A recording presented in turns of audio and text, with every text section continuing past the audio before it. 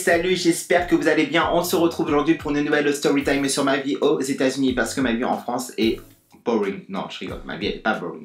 Bref, donc je vais vous parler de ce qui s'est passé un soir quand je rentrais d'un open mic et que nous nous sommes fait arrêter par les flics.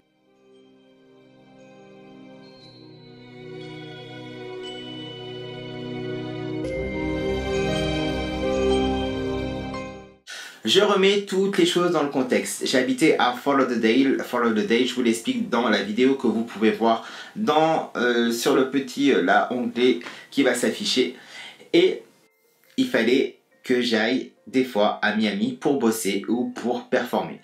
Donc, pour y aller, il faut un permis de conduire. Ce petit truc que moi, je n'ai pas. Je n'ai pas le permis de conduire. Donc pour aller à Miami, il fallait que je demande à mon pote Philippe de m'emmener à Miami. À savoir que Philippe ne peut conduire uniquement d'un endroit à un autre, mais pour aller travailler. Je vous expliquerai donc après pourquoi il ne pouvait conduire que pour aller travailler. Donc on a demandé à un autre pote à nous qui s'appelle Paul. On va l'appeler Paul, hein, parce que c'est pas vraiment son vrai nom, mais on va l'appeler Paul, de nous emmener à Miami pour que je puisse aller faire mon open mic. C'était un soir, donc Philippe ne travaillant pas, il ne pouvait pas conduire, donc on demande à Paul de nous emmener. Jusque là, donc on va à Miami, dans son petit truck, on y va. Lui, il buvait donc ses bières en conduisant. Donc surtout, ne faites jamais ça. Ne buvez pas d'alcool quand vous conduisez et surtout pas quand vous conduisez ou quand vous avez donc des personnes avec vous dans votre voiture. Enfin, évitez parce qu'il peut arriver n'importe quoi. Vous pouvez avoir un accident de voiture. Enfin bref, ça peut être désastreux. Vous pouvez avoir des petits accidents de voiture comme des gros accidents de voiture et vous pouvez donc réellement ôter la vie d'une personne. Donc soyez responsable et ne buvez pas en conduisant ou ne prenez pas votre voiture quand vous avez bu. Pensez à la vie des gens et à votre vie. Et aussi, donc, il fumait de la weed parce que la weed est autorisée et légalisée en Floride pour des bienfaits thérapeutiques. Donc, c'est-à-dire, donc, tu es malade, tu peux avoir en prescription de la weed. Joyeux mélange. Il conduisait et derrière donc son siège, il avait un espèce de, enfin vous avez il avait un pack de bières et donc il prenait des bières à chaque fois et donc en roulant il buvait sa bière. Bref. Et en même temps il fumait donc sa weed. On arrive à Miami, donc je fais mon open mic sur cette scène que vous allez voir donc juste là.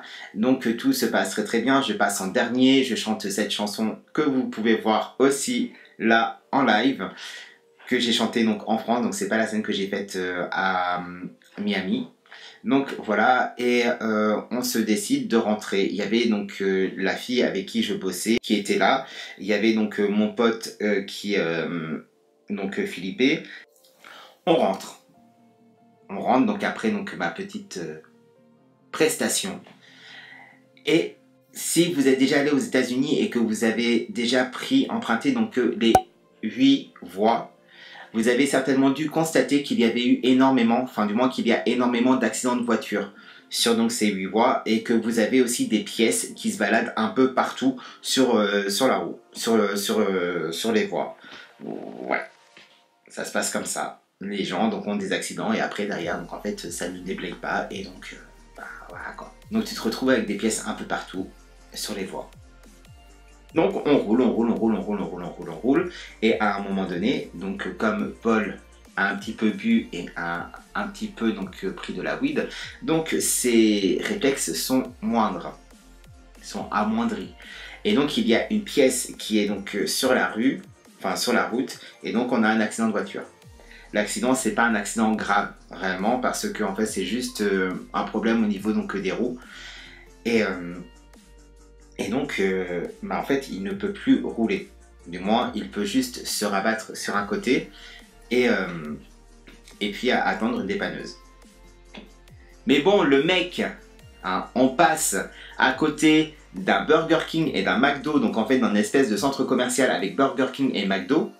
D'accord? Et au lieu d'attendre là, ce qu'il fait, il décide de se mettre à côté d'une entreprise. Noir, il n'y a personne, il n'y a rien. Il se met à côté d'une entreprise. Ok, pas de problème. Donc on se gare, il avait terminé son pack, donc moi gentil comme je suis, je vais donc mettre le pack à la poubelle. On attend la dépanneuse, et là, qu'est-ce qui arrive? Papapam, les flics. Les flics arrivent. Et moi je suis en stress. Et à ce moment-là, donc je suis en train d'envoyer donc des messages à Discover, donc l'ancienne chaîne YouTube sur laquelle j'étais. Et je leur dis ouais les mecs, il y a des flics et tout, nous sommes arrêtés, patati patata. En plus mon pote a bu. Et je sais pas si moi je vais terminer en prison.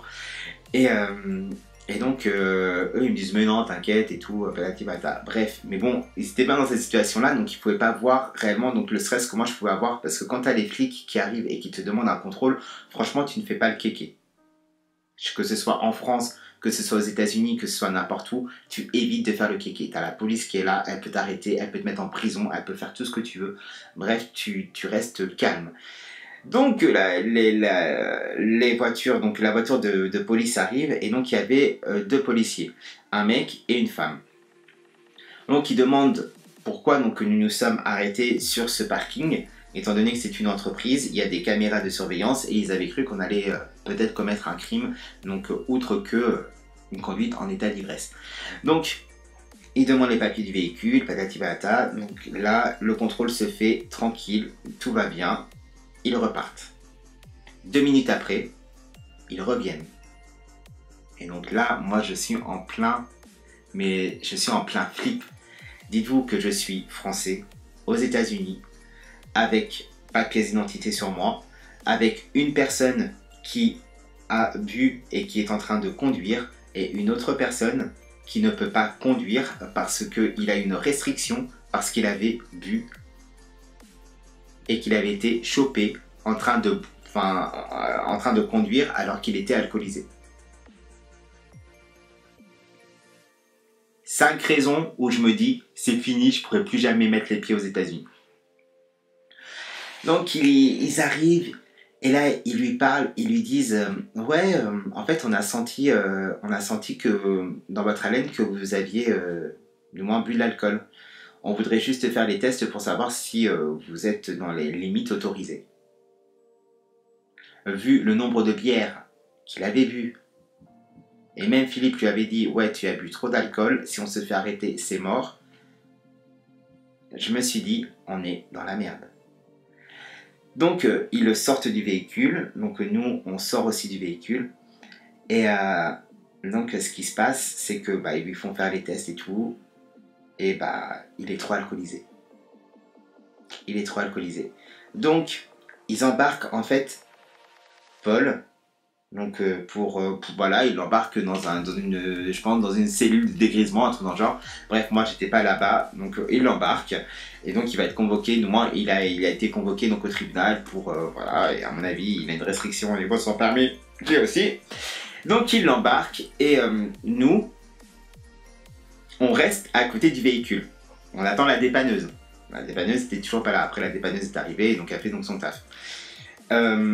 Cependant, donc les flics demandent comment on va faire pour récupérer donc le véhicule, pour revenir en fait à Fort Lauderdale avec le véhicule. Alors, Philippe dit comme ça, moi je peux pas conduire, étant donné que j'ai une restriction au niveau de mon permis de conduire et je ne peux conduire que si je dois aller travailler et tout, et en plus j'ai bu l'alcool donc je ne peux pas conduire.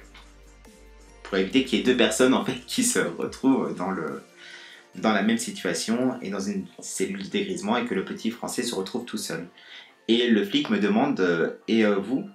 Et moi je dis j'ai pas mon permis de conduire, en plus je suis français, j'ai pas mes papiers. Et il me demande mais vous avez bu de l'alcool? Je dis non, je bois pas d'alcool. Et il me dit mais vous savez que vous pouvez conduire si vous êtes accompagné d'une personne? Je dis ah bon?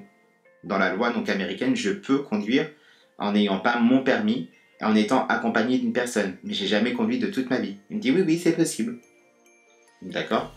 Donc là, je regarde Philippe, je dis tu crois que je peux conduire comme ça, sans mon permis et tout? Il me dit non, je pense pas. Enfin, ça m'étonnerait. Donc le mec donc en fait embarque donc Paul dans la voiture et tout. Il y avait donc l'autre femme donc policière qui était là et qui était en train donc de je sais plus ce qu'elle faisait, si elle relevait les plaques, enfin bref, mais c'était la dernière en fait à rentrer dans le véhicule. Et je l'interpelle et je lui dis oui excusez-moi, À ce qui paraît, j'ai pas le permis de conduire. Je peux quand même conduire un véhicule. Elle me dit, enfin non, enfin c'est une infraction, enfin vous pouvez pas faire ça. Et je vous invite à ne pas le faire. Je dis, ah bah parce que votre collègue m'a dit que je pouvais le faire en fait. Et elle me sort comme ça, il ne faut pas croire tout ce que dit la police. Il ne faut pas croire tout ce que dit la police. Imaginez-vous une policière qui te dit, il ne faut pas croire tout ce que dit la police. Tu n'es pas dans ton pays. Accident de voiture, tu te retrouves sur le bas-côté, bim, deux flics arrivent, c'est pas quoi faire. Il ne faut pas croire tout ce que dit la police. Voilà. Donc en gros, comment on est rentré, on a pris un Uber jusqu'à Fort Lauderdale. Donc en moins, donc le Uber nous a déposé à une station-service et de là, on a pris un autre Uber pour aller donc dans la résidence que je vous ai montré dans l'autre vidéo. Et voilà, fin de la story. Le lendemain, en fait, mon pote, en fait, donc, mon pote est allé chercher Paul, donc, à la cellule de dégrisement, en fait, donc au commissariat. En prenant, ils ont pu récupérer donc le véhicule. Ensuite, ce qui s'est passé, c'est que Paul, donc, est venu à la résidence et il m'a demandé, comme ça, si je pouvais revenir en Floride au moment où il allait avoir donc en fait donc sa condamnation pour témoigner pour lui comme quoi il n'était pas un danger. Deuxième conseil que je vous donne, je sais pas si je vous en ai donné un, si ne buvez pas. Le deuxième conseil, si il vous arrive un truc comme ça et qu'un Américain vous demande d'aller témoigner pour eux pour n'importe quoi, d'accord, vous n'avez pas la nationalité, vous n'avez pas la green card, vous n'avez pas de visa de travail, vous n'avez rien en fait. Vous êtes juste touriste, entre guillemets. Vous êtes là pour 90 jours maximum. Ne faites pas, n'y allez pas. Dites, je suis désolé, moi je peux pas, je suis français, je suis pas américain, je sais pas ce que je risque. Et si par exemple, le fait que j'aille témoigner pour toi, ça fasse que je ne puisse plus mettre les pieds sur le territoire américain. Je vous conseille de faire ça, surtout en plus avec la politique en ce moment de Trump, l'immigration et tout ce qui s'ensuit, c'est un peu chaud. Donc je vous invite à ne jamais faire ça. Voilà, bah c'est la fin de cette story. C'était un petit accident de voiture que j'ai eu. C'était le deuxième accident de voiture que j'ai eu en fait en Floride. Et après, ce que je vous propose, c'est que la prochaine story time, je vais partir sur le côté de New York et je vais vous raconter le jour où j'ai failli me faire poursuivre. Enfin, du moins, je me suis fait suivre par un psychopathe. Voilà. N'hésitez pas à me rejoindre sur les réseaux sociaux qui vont s'afficher juste là, à liker, à partager, à me donner vous dans les commentaires des stories que vous avez eues aussi aux États-Unis ou en France ou peu importe si vous avez vécu des choses de ce type. Et puis on se retrouve donc pour une prochaine story time. N'hésite pas à t'abonner. Allez, ciao! Et si tu veux voir d'autres vidéos, regarde, tu en as une, deux. Ah, voilà. Et n'hésite pas à t'abonner. Allez, ciao!